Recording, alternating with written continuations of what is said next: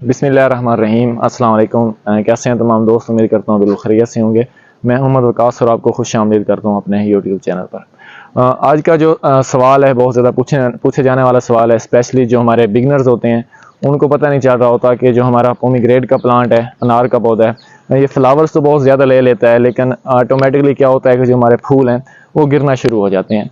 तो आपको एक तो 2 से 3 चीज़ें आपको मेन अपने जहन में रखनी है। जो हमारा प्लांट है, अनार का पौधा होता है, उसके ऊपर 2 किस्म के फ्लावर्स लगते हैं। एक मेल फ्लावर लगता है, दूसरा फीमेल फ्लावर लगता है। जो क्वांटिटी में होता है वो 70 से 80% जो होता है वो मेल फ्लावर होता है, और उसके ऊपर 20% जो होता है, 15 से 20% जो होता है वो फीमेल फ्लावर्स होते हैं। जो मेल फ्लावर का काम होता है वो पोलिनेशन के अमल के बाद उसने गिर जाना होता है, उसके बाद सिर्फ फीमेल फ्लावर्स बचते हैं। और उसके बाद एक और सवाल जो होता है कि हमारे फीमेल फ्लावर जो हमारा फल बना होता है वो भी तो गिर जाता है, तो उसकी क्या वजह है? उसकी वजूहत ये होती हैं कि जिसके ऊपर जो हमारा फूल बना होता है, फीमेल फ्लावर्स होते हैं, अगर उनमें किसी पौधे के ऊपर अच्छी तरह पोलिनेशन नहीं हुई होती, जो कमज़ोर होते हैं, कमज़ोर पोलिनेशन हुई होती है, तो वो भी हमारे जो होते हैं फ्लावर्स जो होते हैं वो गिर जाते हैं। तो यहाँ तक जो हमारा ये अमल होता है ये नेचुरली होता है। उसके बाद अगर हमारा जो फ्रूट गिरना शुरू होता है, क्यों गिरता है, तो उसमें जो बात आ जाती है वो हमारी मैनेजमेंट के ऊपर आ जाती है कि हमने अपने जो फूल हैं, हमारा जो पौधा है, जो हमारा फ्रूट वाला पौधा है, हमने उसकी मैनेजमेंट किस तरह की हुई है। तो जो मैनेजमेंट में आ जाता है, क्योंकि जो अनार का पौधा है इसको पानी की कम ज़रूरत होती है।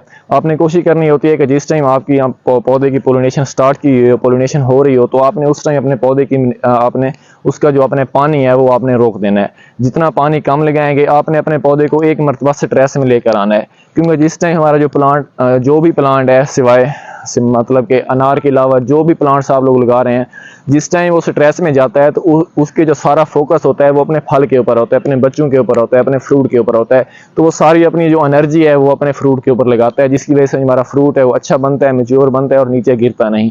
अगर उस टाइम आप लोग पानी की एहतियात नहीं करते, पानी दे रहे होते हैं बार बार, तो जो पौधा है वो बिल्कुल तरोताज़ा रहता है, वो अपनी ग्रोथ के ऊपर फोकस रखता है, और जिसके बदले में जो हमारा फ्रूट है वो गिरना शुरू हो जाता है। तो उसके बाद जो फंगल अटैक आ जाता है, अगर हमारे पौधे के ऊपर किसी भी फंगस का अटैक है, जिस टाइम हमने अपने पौधे की प्रूनिंग की हुई होती है, तो उसके बाद जहाँ से हमने अपने पौधे को ज़ख्म किया हुआ होता है, तो अगर वो ज़ख्म होता है उसके ऊपर फंगस लगती है, तो फंगस की वजह से जब हमारे ये पत्ते, जैसे कि बैक्टीरियल ब्लाइट है, ये एक भी फंगस की बीमारी है, जिससे हमारे पौधे पर वो बीमारी अटैक करती है, तो इसके नतीजे भी हमारा जो फल होता है वो फटना भी शुरू हो जाता है, हमारा जो फल है वो गिरना भी शुरू हो जाता है। तो आपने स्टार्ट में अपने पौधे की इस तरह मैनेजमेंट करनी है। तो उसके बाद जिस टाइम आपकी पोलिनेशन मुकम्मल हो जाए, जैसे कि अंडे के दाने के बराबर अब ये हो चुके हैं, तो जिस टाइम आपका जो पौधा है, आपका जो फल है, अंडे के साइज़ के बराबर आपके अनार का पौधा हो जाए, आपका फल हो जाए, तो उस टाइम फिर आपने पानी की तरतीब देनी है। पानी को आपने एक साथ लेकर चलना है। अगर आप लोग 10 दिन बाद पानी लगा रहे हैं अपने पौधे को, तो आपने फिर अगले 10 दिन बाद ही लगाना है।